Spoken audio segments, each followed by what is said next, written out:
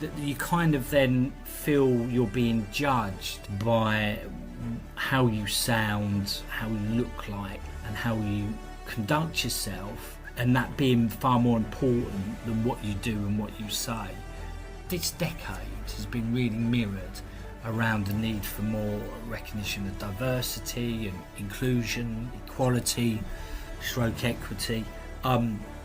But on issues like ethnicity and sexuality, and obviously, equality for women. But when it comes to men and boys, actually the opposite narrative is actually happening. I mean, the starkest example is actually in Ukraine. I mean, broadly speaking, it's the men who have been left behind in Ukraine to fight the Russians, and the women and children have left. And that's how society is kind of like set up, and I'm not complaining about that. What I would complain about is the lack of recognition of that. I mean, it's kind of like, it's almost like equality when suits. If you're vulnerable, well, A, it's wrong anyway, but also if you're vulnerable, you might be a victim of bullying, you might have people hanging around the school gates trying to get you into county lines, you might have a dysfunctional family, non-aspirational community, and you're being told, you're living in that environment, and no positive male role model at home, for example, and you're living in that environment, and then you've got organisations coming in and then saying, oh, you're the problem and you need to be fixed. I mean, I think it's quite offensive, frankly. Be positive, enjoy life, speak up for health, buy me a beer, and if your team is in League One, make sure you don't beat Charlton. Hi, my name's Andrew Payne and welcome to Men on Show, and I am absolutely delighted to welcome Mark Brooks OBE, and a man who I have so much respect for. The work he does in speaking up for male victims of domestic abuse, for example, and male health, campaigning for men and boys' health, well-being and inclusion, and for some 20 years now. His work is incredible, and I know I'm not the only man to be extremely grateful for Mark's work and be inspired by it. So Mark, it's a pleasure to have you on the show today. Well, thank you very much, Andrew. And the key thing, it's a team game. I work with many other great people as well, so always important to make that point. Great. Well, look, Mark, just to sort of start with, who inspired you growing up? And growing up, did you always see yourself as the campaigner that you are today? Well, it comes really from my dad. I mean, I'm from a working class southeast London background, which is where I still live. The accent will give it away somewhat. And my dad was a van driver, and he was always a number of things. He always wanting to do things for others, always involved in the working man's club, running football teams for kids, for example, but also always had this kind of working class, rebellious, anti-establishment, inquisitive type of outlook. And I really picked it up from there. And, it was so rebellious. I know this may not sound rebellious now, but we actually moved from one borough in London to another because that borough we were originally moving in actually closed their grammar schools, and he wanted to give me and my two younger brothers a good opportunity. So we moved boroughs. So we could get into a grammar school if we passed the 11 plus, which is a real sign of kind of rebellious behaviour, because it was the sole reason he moved, and I managed to get to the grammar school. And I suppose I would describe myself as a classical liberal. So managed to get to university. Nobody in my community went to university. I'm talking mid 80s now, especially the working class community in Belvedere. In Erith, which is where I'm from. And I felt, therefore, even at school, the teachers would ask me questions, or I would ask them questions. I was always asking the question, why? Why does this work? Why should I do this? What's the point? And I think it all comes from there. And I think, when you're growing up, said went to quite a middle class, obviously grammar school, did stick out quite a bit, and so primarily because of the accent. I do sound like a chimney sweep, and that you kind of then feel you're being judged by how you sound, how you look like, and how you conduct yourself, and that being far more important than what you do and what you say. And I started to see really those class barriers, and so I've always been wanting, therefore, to actually make a difference and change that for people as well as for myself and my family. Yeah, and you do, today you do so much amazing work with Mankind Initiative for the Men and Boys Coalition, and I know that that's not all of it, but what drove you into sort of speaking up for men and championing that cause? Was there like a gradual moment, a gradual journey, or was there a standout moment which really sort of called you into what you're doing today? Well, I think it was gradual, but there was a standout moment that got me into the domestic abuse field. I mean, certainly, I spoke about the kind of working class kind of background, but I started to see, especially in my 20s, this kind of growing narrative that men and boys are problems and they have all the privileges. And I remember being at a workplace where there was schemes to get more young women into the workplace where I was working, and also management courses, etc. And I was thinking, well, I'm not able to access them because I'm a man, but actually I'm not privileged. I'm from that type of background, and the people who were going on those courses were women who had been in private schools, and I'm looking around going, well, they've got more privilege than me if you're going to look at that. And that kind of started to irk me somewhat. And I think I then was seeing this narrative in the media about men and boys issues not really being taken seriously or being seen as a problem. Going forward, so that kind of I started to look at those issues. And then probably well known, I've been trying to get into Parliament a number of times, not made it. And I was a local councillor for some time in Bexley, and I was supporting a man who was a constituent, and he had 2 children, lived in a council house or a council flat, and he was having problems with his female partner. She was abusive, she had police caution, for example. But the council's housing department wouldn't rehouse him and his children because they couldn't get their head round the fact that a man could be a victim of domestic abuse. So he came to me to get some help, and then once I started getting involved, I managed to get him moved, and that kind of put me onto the whole subject of domestic abuse against men, because I hadn't heard of it, I hadn't seen it, hadn't been a victim, didn't know anybody who had. And so that kind of was a real catalyst for me for really wanting to get more involved, not only in domestic abuse for men, but also men and boys issues more widely. It was, if you like, a light bulb moment. And so tell us about your work. I mean, that leads nicely into the work that you do today with Men and Boys Coalition, Mankind Initiative. What are the kind of things that you're doing? Well, in terms of that type of activity, obviously myself and a group of men and women set up the Men and Boys Coalition, which is the umbrella charity for men and boys charities, academics, campaigners and others, looking at a whole range of issues, because we were starting to see that there was lots of organisations, and it's been accelerating actually the last couple of years around men and boys issues and well-being, and we wanted to make sure that there was a voice representing the sector, because it has become a sector.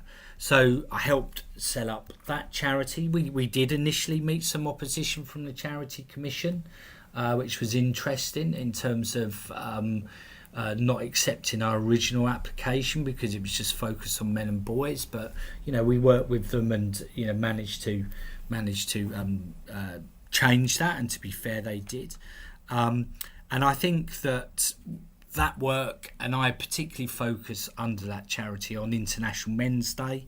That's the campaign I kind of look after for the charity, obviously with my colleagues, and so that's been important. And also my broader policy work, being a policy advisor on the All Party-Parliamentary Group on men and boys issues, so being lead author on things like the Men's Health Strategy Report and male suicide. So I've gradually started to move into a career in this field, and I suppose the modern vernacular, Andrew, is a portfolio career, which is a thing I'd never even heard of 2 years ago. So I'm doing work in that field. I'm supporting some MPs on their work in this field, and it really builds on my professional career, because before up until a couple of years ago I was the comms lead at two national charities, including Shore Trust. I've been the head of PR at Premium Bonds for 8 years, if you can imagine, and also done a number of really good things professionally. So Shore Trust Disability Power List 100, I was the person who first commissioned that in the UK. So I've had a very eclectic career, which has always been founded on campaigning, but I just feel that I'm in my 50s now, and I want to continue to make a difference wherever I can, and that's why I'm continuing the work in this field, because it's so sorely needed. Sure.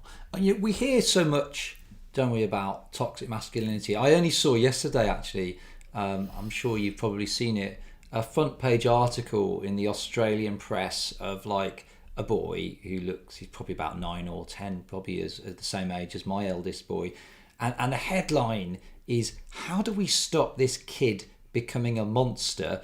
And then there's a tagline where the tagline is, calls for domestic violence lessons in all schools to tackle the menace of toxic masculinity. So should we be worried? Well, we should be very worried, and I think there's this kind of parallel world or parallel discussion going on around men and boys issues. So you've got grassroots charities springing up all the time, helping men, often by and for men, but lots of women organising those. Employers taking men's health and well-being far, far more seriously. The general public, International Men's Day is a complete phenomenon, especially in the UK. It has 600 organisations involved, a huge presence on social media around the kind of week leading up to and after November the 19th. But then at a political level, a national establishment political level, you've got this narrative that men are problems and only women have problems, when of course men and women have problems. And it's this narrative which is, I think, extremely damaging, because it's having a negative impact on the mindset of men and boys and how they feel unfairly treated, they feel picked upon, they fear that the problems that they have are being ignored on purpose. And also it's creating a very divisive society. And I find it very bizarre that this decade has been really mirrored around the need for more recognition of diversity and inclusion, equality, stroke equity. But on issues like ethnicity and sexuality, and obviously equality for women. But when it comes to men and boys, actually the opposite narrative is actually happening, that actually seems almost a purposeful narrative to actually shut down any discussion on men and boys' well-being issues. But this is at a national level, it's not a grassroots level, because the work you do with employers, the work that I do with a whole range of organisations show that there's a real parallel world, and I find it very odd. I find it very odd and very troubling. And when you see front pages like that, that is a demonisation of a whole gender. Because men and boys aren't toxic. There's toxic men, there's toxic women, but men and boys and masculinity isn't toxic in itself. And it says to me again that the problems that men and boys have, and especially boys and young men, are actually shaped by the adult world that shapes those young men, creates problems, and then has the temerity to then ignore those problems when they exhibit themselves. Yeah, and there's obviously as well so much misunderstanding around data and stats. You know, we like to draw quick conclusions, don't we, in this fast-paced world that we live in. You know, it's only recently that I think testosterone as a thing, people are beginning to question. You know, we know if men have a fight in a pub, it's just too much testosterone floating around, like testosterone is a bad thing. But actually, testosterone, when you think about male health, mental health, physical health, is a really, really good thing. We shouldn't be looking to reduce our testosterone levels to somehow become less aggressive. There's that view, isn't it? Testosterone and aggression are linked, but many of us draw these conclusions, but we've not actually done any research into this. Well, yeah, absolutely, and you know, it's just part of these kind of two phrases that which you know, I think are dangerous phrases, and I'm happy to be on the record on saying that. I always have been. You know, the dangerous phrase toxic masculinity, and the other dangerous phrase is male privilege. I mean, on toxic masculinity, I mean, it's demonising all men, especially for the behaviour of very few. And the reason it's dangerous is because if you're vulnerable male, and you are told that you're somehow toxic, that there's something inherently wrong with you, that there's something inside you that's toxic because of your very being, then it actually makes vulnerable men even more vulnerable. They're hardly going to talk, they're hardly going to reach out, and also it gives an excuse for society and public services to actually not become more accessible and more male-friendly, because in effect you're saying, well, there's nothing we can do. If a man has a problem, it's his fault, and it's his fault because he's a man. And also there's this mismatch about what masculinity is, because masculinity is just a range of behaviours which are attributed primarily to men, but lots of women have them too, and which I therefore find bizarre when it's used around that kind of phraseology. You know, it's good to, you know, we do need men and women to be strong and resilient and stoical and care for others, and, you know, be independent and also show leadership. Lots and lots of women have those as well as men, and to try and demonise them. The other thing is about this phrase, male privilege. I mean, it's an ideological and, you know, without getting too highfalutin, but quite a Marxist term, where you're trying to judge people not based on their talents or them as primarily as an individual, but on what kind of identity you think they should have, when really privilege, even in the UK today, is really based on class, certainly not based on gender. And I think that, you know, again, using the phrase male privilege, you know, I'm a son of a van driver, I don't feel particularly privileged, but nor do, you know, I ask a mother who's just lost her son to suicide whether she felt her son was privileged in any way. And I think you'll get quite a different answer. And, you know, my last point, and I suppose it goes back to what I said before, is that, you know, a woman who goes to Rodine private school, dad's a stockbroker, mother's a barrister, goes to Oxbridge and goes straight into a job in the city, you're not telling me she's less privileged than a black or white working class lad from a council estate in South London. Yeah. You know, I mean, it just doesn't stack up. And it's this sort of language which really minimises and damages, poisons the debate on men and boys, but also is used as a excuse not to do anything. Yeah, and then just sort of adding to what you said, some really insightful stuff there, Mark. My concern, so as a speaker, I do know speakers that they go into schools to talk about toxic masculinity, to tackle toxic masculinity. It's a good seller to have that on your profile, a good buzzword. Schools want to tackle toxic masculinity, but my concern is, statistically speaking, when you look at the domestic abuse statistics, we know that a third of victims of domestic abuse, victims reported domestic abuse are in fact men. So this message of toxic masculinity, some of those vulnerable men that you refer to, they will have abusive mothers, grandmas, and so it's actually quite a confusing message. That's one concern that I have with toxic masculinity. And I think the other thing with the male privilege is, and I was reading something about how the diving team that rescued the boys from the caves in Thailand was all male, but there were no headlines in the papers of this man can, or made about the fact it was an all male team. I think with the whole male privilege, there's almost a shying away from celebrating amazing stuff that guys are doing. Oh, absolutely. I mean, the starkest example is actually in Ukraine. I mean, broadly speaking, it's the men who have been left behind in Ukraine to fight the Russians, and the women and children have left. And that's how society is kind of like set up. And I'm not complaining about that.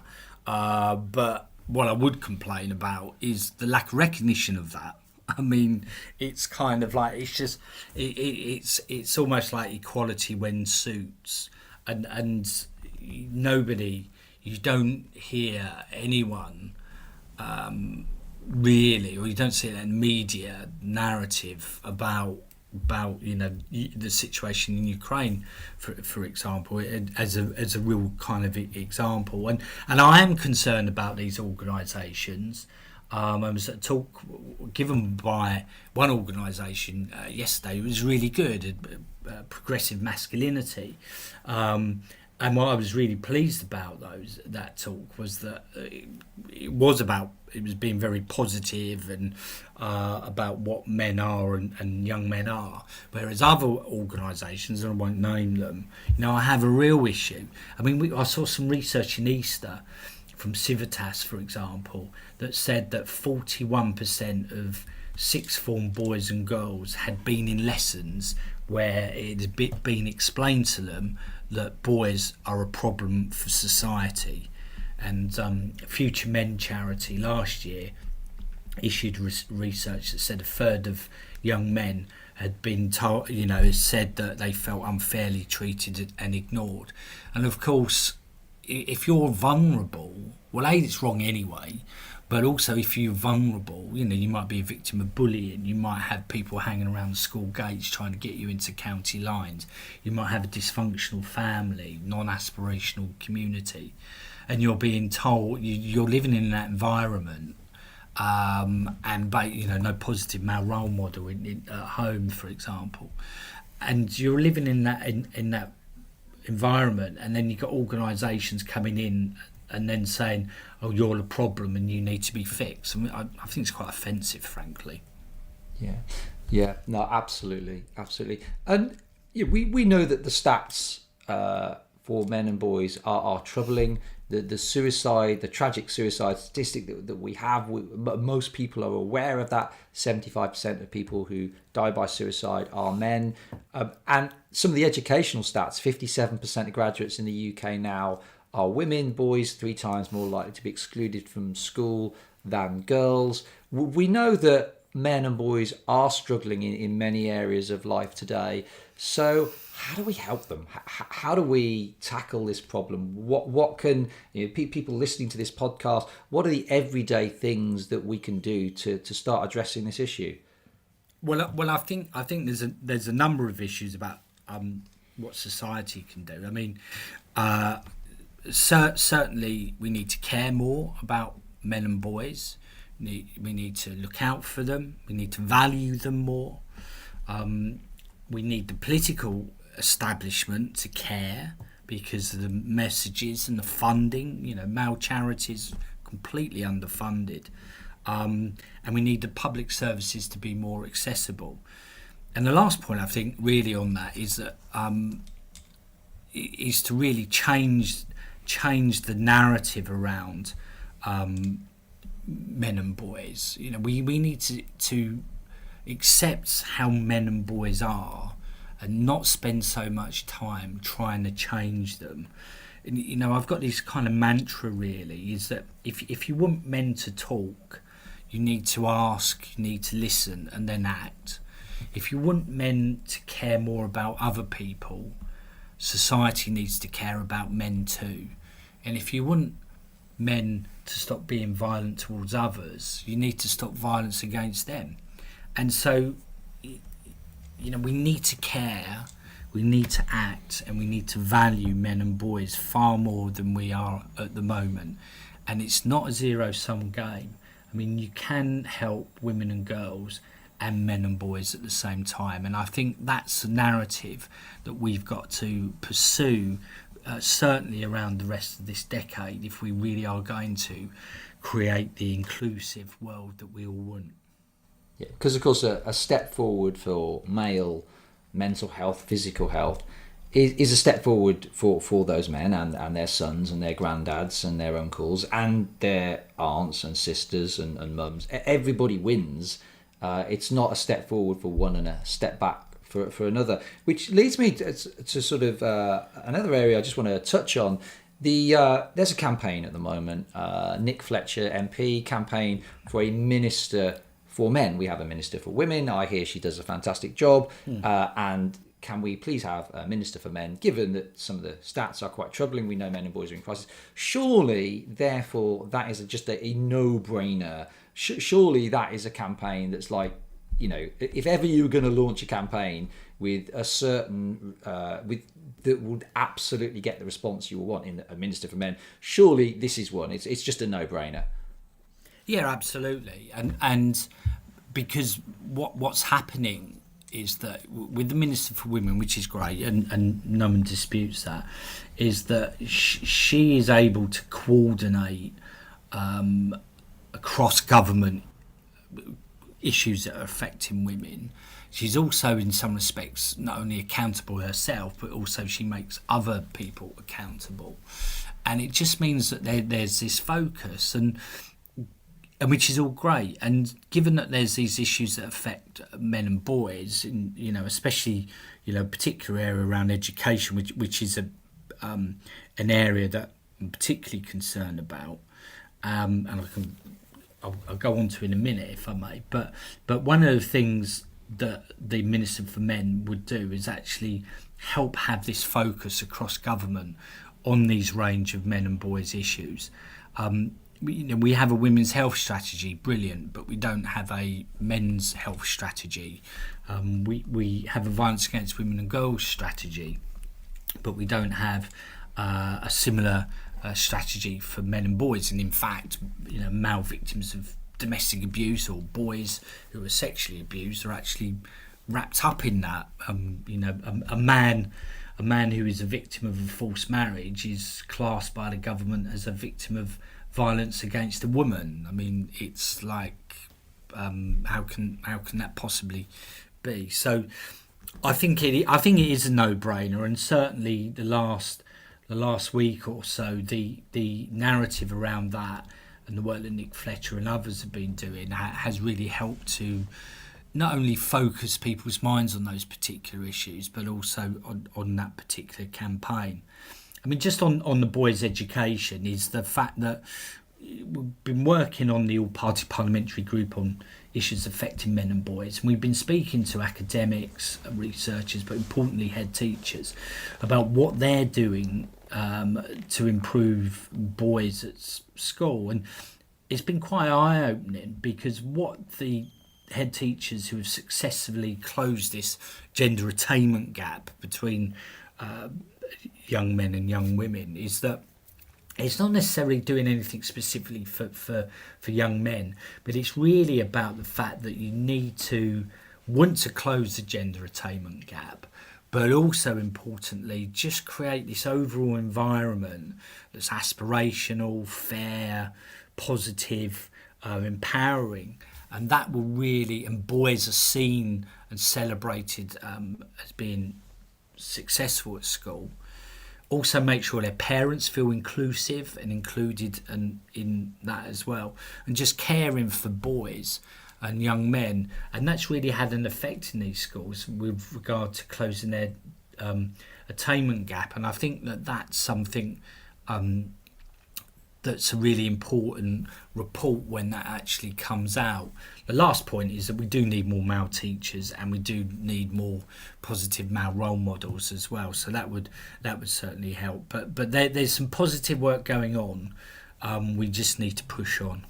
Sure. And so, sort of coming to the end of the podcast, and it's been wonderful to have you on the show and get your insights and thoughts, given the work you do. If you could put together like a 2-sentence message of encouragement to men and boys at the moment, what would that be? Be positive, enjoy life, speak up for health, buy me a beer, and if your team is in League One, make sure you don't beat Charlton. That's a brilliant way to conclude the podcast. Mark, it's been fantastic having you as a guest on Men's Show. Thank you so much for your time. Absolute pleasure. It's been a real privilege, Andrew. Thank you.